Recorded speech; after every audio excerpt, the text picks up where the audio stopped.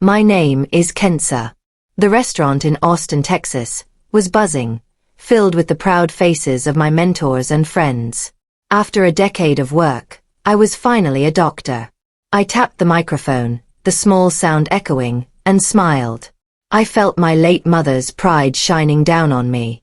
I want to dedicate this incredible moment, I began, my voice thick with emotion, to my mother, who always believed I could. I never got to finish. My father, Rafe, suddenly strode forward and yanked the microphone from my hand. The feedback screeched, causing everyone to wince. I stared at him, my hand still raised, empty. "Thank you, Kensa," Rafe said into the mic, his voice booming with a false, cheerful tone that chilled my blood. He scanned the silent, confused crowd. "Now that my daughter is a real doctor, she can finally do her duty." He put a heavy hand on my shoulder, his grip like a vice. "She's going to announce to everyone that she'll be paying off her brother Honey's $80,000 business debt." A collective, shocked gasp filled the room. I looked over at my half-brother Honey, who just smirked from his table, lifting his glass in a mock toast. I stood frozen. My white coat felt heavy. The room spun. Every dream, every late night studying, every drop of sweat, it all vanished. All I could feel was the white-hot shame. My face burned with a humiliation so deep it felt like a physical blow. My party, my moment, was gone. I honestly thought it was a sick joke. What would you have done in that exact moment? Let me know in the comments below, and subscribe so you don't miss the rest of this nightmare. The buzz in the restaurant died instantly. It was replaced by a thick, awkward silence, broken only by the sound of silverware being quietly placed on plates. People started to leave. They gave me quick, pitying looks and mumbled their goodbyes, avoiding my father's eyes. My triumph had turned into a circus. My Aunt Badria, my mother's sister, marched up to my father. "How dare you, Rafe?" she hissed, her face dark with anger. "How dare you do this to her?" My father just scoffed, waving his hand dismissively. "It's family money. She's a doctor now, she can afford it." He made it sound so simple, so reasonable. I couldn't breathe. I turned and fled, pushing past the tables and escaping to the women's restroom. I leaned against the cold tile, my heart hammering against my ribs. I was hyperventilating, trying to suck in air that wouldn't come. My reflection in the mirror was a stranger, a pale, horrified woman in a new white coat. The door creaked open. It was Honey. He leaned against the frame, blocking the exit, that same lazy smirk on his face. He didn't look embarrassed at all. "Don't be selfish, Kensa," he said, his voice casual. "It's just money. Dad's right." His words hit me harder than the public humiliation. Selfish. I was the one who had been working my entire life, while he just took. I stormed out of the restaurant, not saying goodbye to anyone. I just wanted to get home, to my small apartment, my safe space. But they followed me. Rafe and Honey invited themselves inside, their presence making my living room feel cold and alien. "I am not paying you $80,000, I said, my voice shaking. "I don't have it." Rafe sat on my couch, looking disappointed, as if I had failed him. "It's your duty, Kensa," he said calmly. "I supported your education after all." The injustice of that statement made me see red. I supported my education. I snapped. My scholarships and my student loans paid for medical school, not you. Rafe just smiled. It was a cold, thin smile that didn't reach his eyes. "Ah yes. The loans. Do you remember your very first pre-med loan, Kensa? The one you were so worried about?" I frowned, not understanding. "The one you thought I was paying for you," he continued. "I let it default. I let it go to collections for 5 years. Your credit is already ruined." My blood turned to ice. "What? Paying Honey's debt is the only way I'll help you fix it," he said, leaning forward. "You pay what he owes, and I'll make the calls to clear your name. If you don't, You'll never even get a car loan, doctor. I waited until I heard the slam of my apartment door. I stood there for a full minute, my mind blank with shock. Then I ran to my laptop, my hands trembling so badly I could barely type my password. I logged into my credit report, my heart pounding a sick rhythm against my chest. He was right. It wasn't just ruined. It was a disaster. My score was in the gutter. And there it was, a $50,000 student loan, in default, marked as charged off. It was the loan he had helped me with. It destroyed my years of careful, on-time payments for my other loans. I was ruined. I would never get a mortgage, a car, or even a good apartment. I was trapped. I scrolled down, my eyes blurry with tears, feeling utterly hopeless. And that's when I saw it. A new notification at the top of the page. New account reported. I clicked it. A credit card. Opened just last week. With a $10,000 limit that was already maxed out. I didn't apply for this, I whispered. I looked up, confused, my eyes scanning my room. And I saw it. On my kitchen counter, Honey had left his wallet. It was open. Tucked inside a pocket, I saw the bright blue edge of a new credit card. I pulled it out. It had my name on it. The rage that filled me was cold and sharp. It burned away the tears, the humiliation, and the fear. I grabbed the card and my keys and flew out of my apartment. I didn't knock.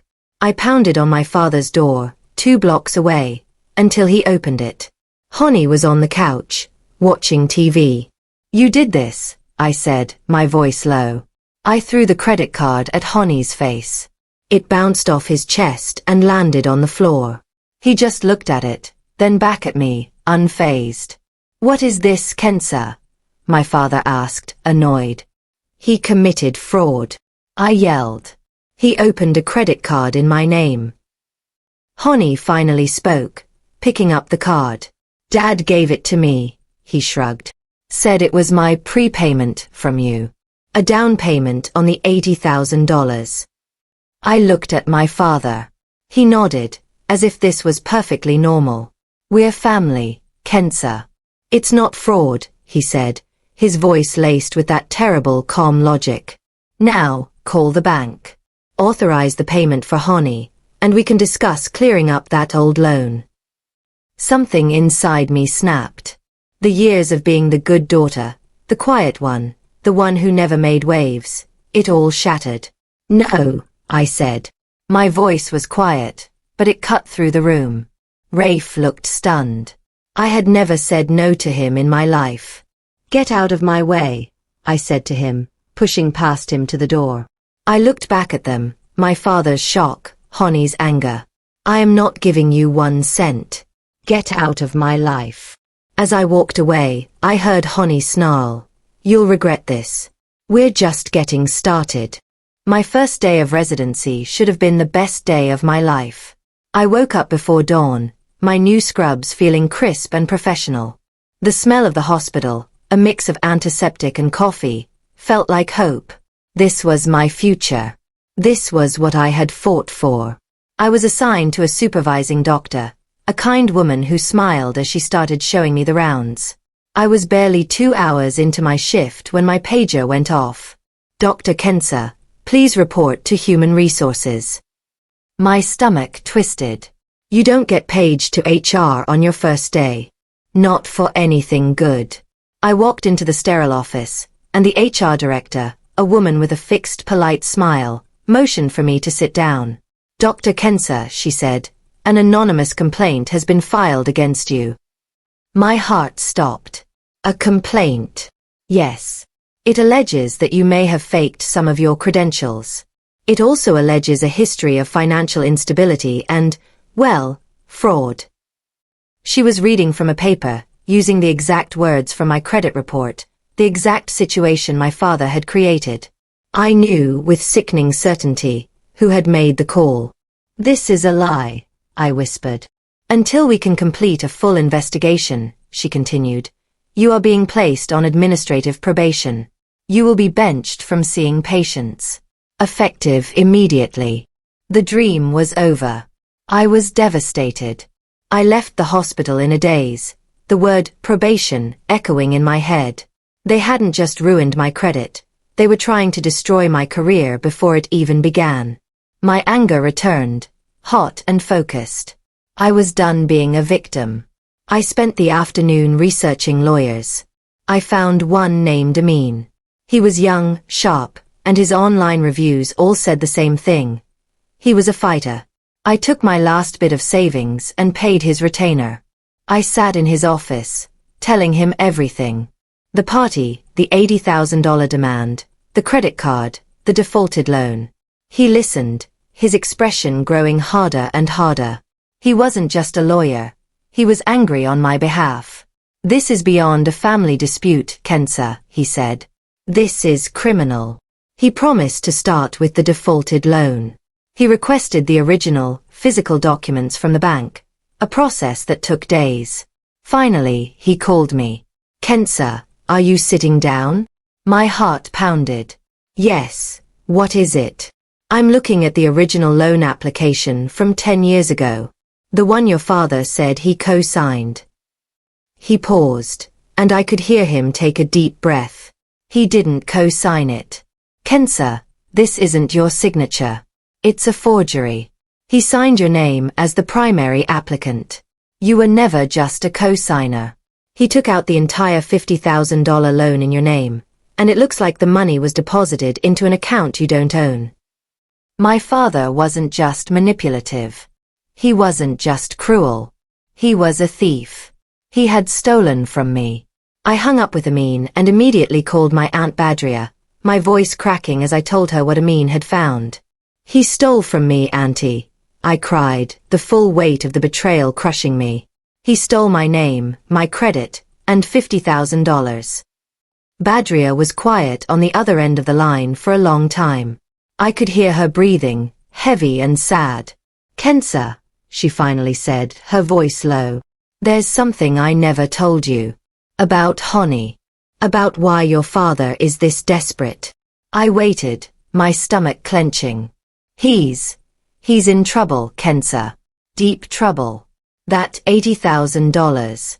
It's not business debt for a startup." "What is it?" I asked. "It's gambling debt," she whispered, as if saying it too loud was dangerous. "Honey is addicted to high-stakes poker, and he borrowed money from a very, very bad person. A loan shark." My blood ran cold. This was so much worse than I could have imagined.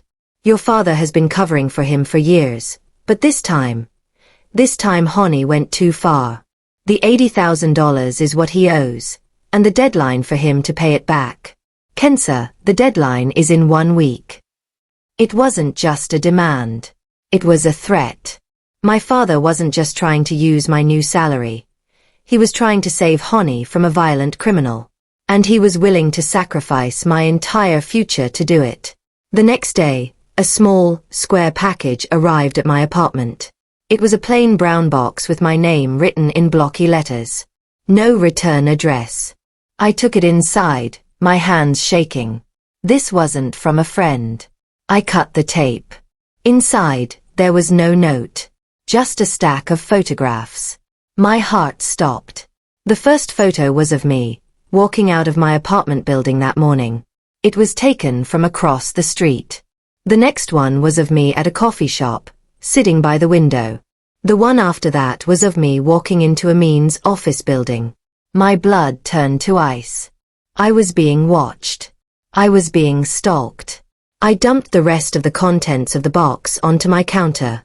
Under the photos was a single piece of paper, a note printed from a computer. It had only 8 words. "Pay what he owes.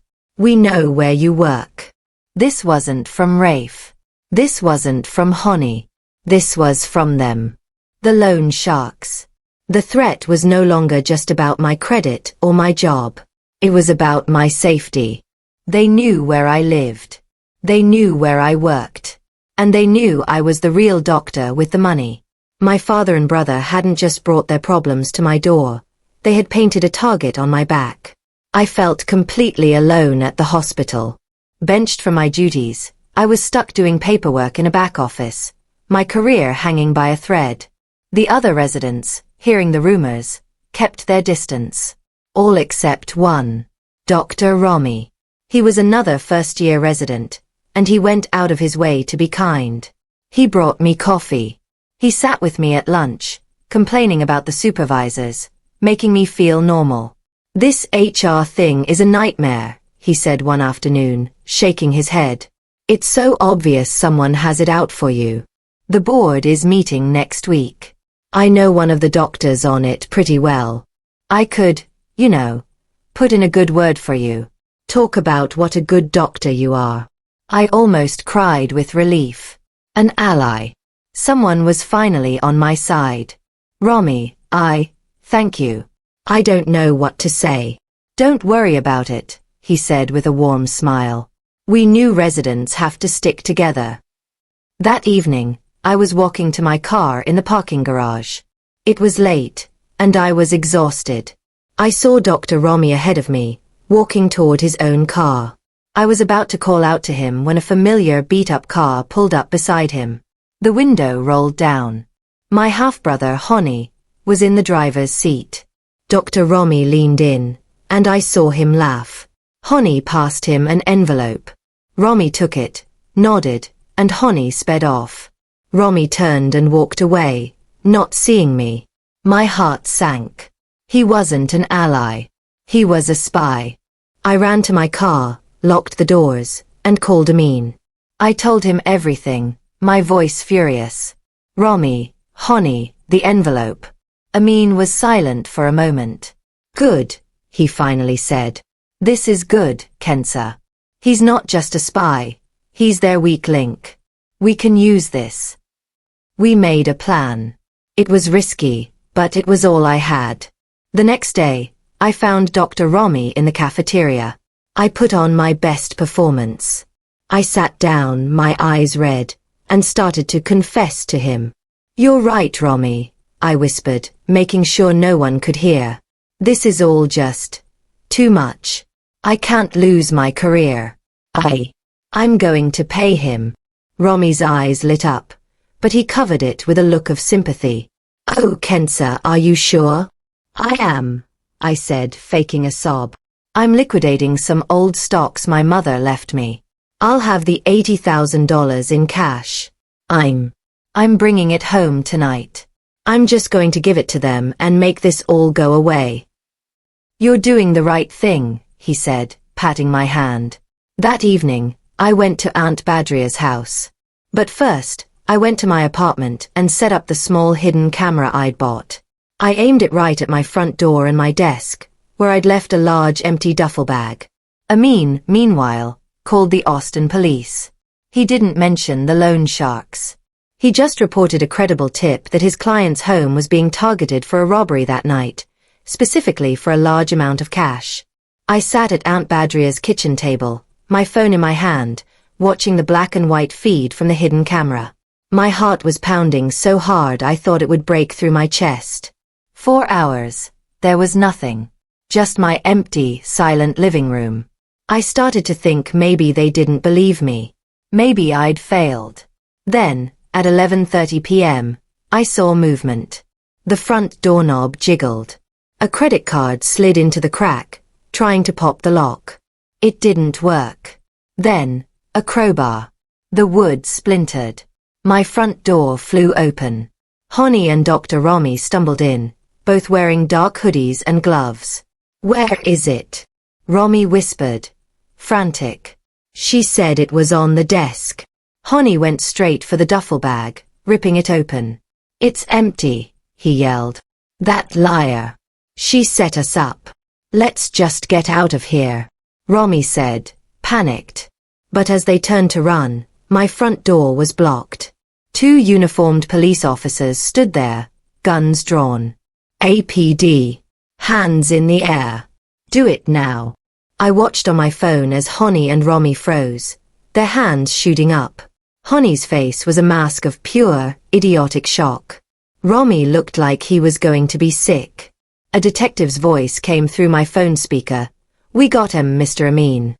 I closed my eyes, relief washing over me. We got them. The arrests changed everything. Dr. Rami, faced with a felony charge, confessed immediately. He admitted Honey had paid him to spy on me and report back to Rafe. He admitted I had told him about the cash. The attempted robbery was their plan B, to get the money before the loan shark's deadline. Amin was energized. Their leverage is gone, Kensa, he told me. Now we go on the offensive. While Honey sat in a holding cell, Amin used the time to follow the money from the $50,000 forged loan. Where did it go after Rafe stole it? He traced it to a shell company Rafe had set up, R&H Investments. It looked dormant. But Amin was meticulous. He cross-referenced the company's registration. He found a name on one of the wire transfers, a name that seemed random. But Amin, who had experience with financial crimes, recognized it. It was a known associate of Honey's loan shark. He called me late that night. Kensa, it's not just Honey. Your father is part of it. The $50,000 wasn't just to cover Honey's old debts. It was seed money. Your father used your stolen loan to invest with these criminals. He's not just paying off a loan shark, he's laundering money for them. My father, the man who demanded I be a real doctor, was a full-blown criminal. Amin didn't wait. He sent the full police report, including Dr. Rami's confession, directly to the hospital's legal department and the review board. The evidence was undeniable. Not only had Dr. Rami conspired against me, but Amin had also included the anonymous tip. The police, as a favor, had traced the burner phone it came from. The phone had been purchased at a gas station 2 blocks from my father's house, paid for in cash. The case against me evaporated. I was called back to HR. This time, the director was not smiling. She, along with the head of my department, offered me a profound, formal apology. We made a terrible error in judgment, Dr. Kensa. We responded to a malicious complaint without proper diligence. My probation was lifted. The complaint was expunged. The next morning, I walked back onto the hospital floor. Dr. Rami was gone. My supervising doctor smiled at me. "Welcome back, doctor," she said. "Let's get to work." It was the most beautiful sentence I had ever heard. I had my life back. The next step was to make sure I kept it. My father was still out there. The loan sharks were still out there. "We need to build a wall around you," Amin said. We went to the courthouse. This time, we weren't defending. We were attacking. We filed for a permanent restraining order against both Rafe and Honey. We stood before the judge. Rafe, out on bail for the loan fraud, wasn't there. Honey was in his jail jumpsuit, looking sullen. Amin methodically laid out the case. He presented the forged loan documents. He presented the stalking photos. He presented the hospital's formal apology and the report on the malicious, anonymous tip. He presented the police report from the break-in, complete with Dr. Rami's testimony. The judge looked at the mountain of evidence, her face growing sterner with every page. She looked at Honey, then at the empty space where my father should have been. "This is not a family dispute," she said, her voice echoing in the courtroom. "This is a pattern of harassment, fraud, and criminal intimidation. Permanent restraining order against both Rafe and Honey is granted, effective immediately. They are barred from contacting Dr. Kensa or coming within 500 yards of her person, her home, or her place of work." I walked out of the courtroom, the paper in my hand. It was a legal shield. I could finally, maybe, breathe. I thought the worst was over. A few days later, my phone rang. Blocked number. My blood ran cold. I thought about the restraining order, about ignoring it. But something made me answer. "Hello, Dr. Kensa." The voice was low, gravelly, and sent a shiver down my spine. It was the loan shark. I said nothing. "Your brother," he sighed, "is an idiot. And your father is a problem. He's sloppy. Bad for business." I stood frozen, my phone pressed to my ear. This wasn't the threatening call I expected. He didn't sound angry. He sounded annoyed. You, on the other hand, he continued, are smart. You got your job back. You got the cops involved. You handled your business. I respect that. What do you want? I managed to whisper. Your father's in my books. He owes me, and he's bringing heat on my organization. I don't like partners who get sloppy. He paused. I'll give you everything I have on him. Ledgers, recordings, everything. You're a doctor. You're clean. The cops will listen to you. You take him down and in return, you just forget my name. You never heard of me. Deal. I was being offered a deal by a criminal to take down my own father. Deal, I said. I told Amin about the call. He was wary, to say the least. This is dangerous, Kensa. We could be implicated. My father is dangerous, I countered. This is the only way to stop him for good. The next day, a bicycle courier delivered a small, padded envelope to Amin's office. There was no name, no return address. Just Amin's sweet number. He put on gloves before he opened it. Inside was a single, black flash drive. Amin plugged it into a secure, offline laptop. His eyes went wide. Kensa. He whispered. It was everything. It wasn't just a few files. It was my father's entire secret life. There were scanned bank ledgers showing the flow of money from the Loan Sharks organization into Rafe's R&H Investments shell company, and then out to other accounts. There were photos of Rafe meeting with the loan shark in a diner. And worst of all, there were audio recordings. We listened to one. It was my father, Rafe, laughing with the loan shark, promising he could clean the money, boasting about how his doctor daughter would be his new golden goose. Amin looked at me, his face pale. This is it. This is an ironclad, federal case. The loan shark was serious. Your father is finished. Before we went to the police, Amin had one more stop. We scheduled a meeting with the bank's regional executives, not the branch manager, but the people at the top. We sat in their polished, high-rise boardroom. Amin laid out the evidence of the forged $50,000 loan. The executives looked nervous, talking about internal investigations. Then Amin placed a small audio recorder on the table. You know a loan manager here, he said. A Mr. Davies. Your father's regular golf partner. He pressed play. It was a clip from the flash drive. Rafe was laughing with Davies, who was saying, Don't worry, Rafe. I'll get that pre-med loan pushed through for your girl. She'll never even have to come in. The color drained from the executives' faces. They weren't just looking at fraud. They were looking at internal collusion. What do you want? The lead executive asked, his voice shaking. You will expunge the $50,000 loan, Amin said. You will repair every bit of damage done to Dr. Kensa's credit, and you will send a letter to all 3 credit bureaus confirming she was a victim of identity theft. Or this recording goes to the press. They agreed instantly. An hour later, Amin got a call from a bank VP. Mr. Davies had been fired. My credit was already being repaired. I was finishing a 12-hour shift, an exhausted but deep satisfaction settling over me. I was a doctor. I was doing the work. As I walked into the main lobby, I saw him. My father. He was standing by the information desk, looking thin, grey, and desperate. He saw me and rushed forward. Kensa. Kensa, please. He begged, his voice raspy. He was violating the restraining order. You have to stop. You're ruining me. You're ruining your brother. He grabbed my arm, his fingers digging into my scrubs. I did it for Honey, he yelled, his eyes wild. He's not like you. He's not strong. He's weak. I had to protect him. His confession wasn't an apology. It was an excuse. It was his final pathetic attempt to make me responsible for Honey's life, for his own terrible choices.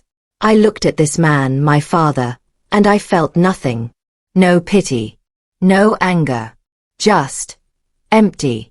I slowly and calmly pulled my arm from his grasp. I held up my phone so he could see. I dialed 911. Yes, hello, I said, my voice steady. I need police to the main lobby of the Austin hospital. A man named Rafe is violating a permanent restraining order. Yes, I am Dr. Kensa. I am safe. Rafe's face crumbled. He knew it was over. Hospital security arrived first. 2 large guards who flanked my father but didn't touch him. Rafe just stood there, defeated. Then the APD officers arrived. They knew his name. Rafe. You're aware you have a restraining order against you from Dr. Kensa. She's my daughter, he pleaded. It doesn't matter, the officer said, pulling out his handcuffs. You're in violation. You're under arrest. As they cuffed him, I saw Amin walk through the automatic doors. He wasn't alone. He was flanked by 2 serious-looking detectives in suits. Wait, officers, Amin said, holding up a hand. Rafe looked at Amin, confused. Mr. Rafe, Amin said, his voice sharp and clear, this isn't just about the restraining order. One of the detectives stepped forward and read from a paper. Rafe, you are also under arrest for conspiracy to commit fraud, identity theft, and money laundering. Rafe's legs seemed to give out. He sagged against the officer. As they walked him out of the lobby, past the staring patients, his ruin was complete, public, and total. He had tried to shame me in public, and now, his own shame was absolute. Weeks later, the storm had finally passed. The legal proceedings were moving forward. I was at home, reading, when Aunt Badria came over. She was carrying a small, dark wood box, carved with a lotus flower. This was your mother's, she said, placing it in my hands. She told me to give it to you when you were strong enough. I think, she said, her eyes smiling, you're strong enough. After she left, I sat with the box for a long time. I found the small, tarnished key taped to the bottom. I opened it. Inside, nestled on velvet, was a stack of letters, tied with a ribbon. They were in my mother's handwriting. I untied the ribbon and read the first one. My breath caught in my throat. My mother knew. She knew about Rafe's business, about his cruelty, about his connection to criminals. The letters were a diary of her plan to leave him, to take me with her. She had been secretly saving money, putting it into a trust fund in my name that I would get when I turned 25. I did the math. The amount she had saved. It was $50,000. The money Rafe had stolen with the forged loan. He hadn't just stolen from a bank. He had stolen my mother's escape fund. He had stolen my inheritance, the last gift she had ever given me. The legal loose ends tied themselves up quickly. Honey, facing his own felony charges and seeing the mountain of evidence against his father, did what he had always done. He saved himself. He flipped. He took a plea bargain, agreeing to testify against his own father about the money laundering scheme in exchange for a lighter sentence of probation for the breaking and entering. He was a coward to the very end. Dr. Romi's fate was sealed. The medical board, upon reviewing the police report and his confession, permanently revoked his medical license. His career was over before it began. And my father Rafe, faced with the ironclad evidence from the flash drive, the bank's testimony, and his own son's betrayal, had no defense. He was sentenced to prison for fraud, identity theft, and conspiracy. The words, 20 years, echoed in the courtroom. It felt final. It felt like justice. 1 year later, the Austin sunshine felt warm on my face. I was no longer a resident on probation. I was one of the most respected, hard-working doctors in my program. I sat at an outdoor cafe, laughing, a real, deep laugh. Across the table, Amin was holding my hand. He was more than just my lawyer now. He was my partner. My phone buzzed on the table. I glanced down. Blocked number. A year ago, that sight would have sent me into a full-blown panic. A year ago, it would have stolen my breath. I looked at the call, then at Amin, who was telling me a funny story. I smiled, pressed the decline button, and turned my phone face down on the table. I sipped my coffee. I had my power back. I was free. The bank, terrified of a much larger lawsuit over the stolen trust fund, had recovered and returned a significant portion of my mother's money. 4 months, it sat in my bank account. I didn't know what to do with it. It felt heavy, a reminder of everything I had lost. But it was also a reminder of what my mother had tried to give me, a future. One day, I knew exactly what to do. My pro-revenge wouldn't be jail time. It would be legacy. I stood on the sidewalk, looking up at the new gold lettering on a small office door, the Naima Fund. My mother's name. I used every cent of that recovered money to start a foundation. It had one purpose: to provide scholarships and mentorship to first-generation medical students from struggling families. Kids just like me. This was my real revenge. Using the money my father stole to undo the kind of damage he created, building a legacy of hope in my mother's name. The scene was familiar. I was at a podium, in a restaurant, a microphone in my hand. But this time, the room wasn't filled with shock. It was filled with bright, hopeful faces. The first 3 recipients of the Naima Fund scholarships. In the front row, Aunt Badria was weeping openly. Beside her, Amin watched me, his eyes full of pride. I smiled, my heart full. I started a speech about a year ago, I said, my voice clear and strong, and I'd like to finally finish it. The room was quiet. I want to dedicate my life to honoring my mother. And I want to dedicate this fund to my chosen family. My aunt, my partner, the people who showed me what true loyalty means. I learned a hard lesson. Family isn't about blood or demands. It's about who stands by you when you're at your worst, and who cheers for you when you're at your best. I raised my glass to the students. Congratulations. Welcome to the family. This time, the applause was deafening. This time, the triumph was real.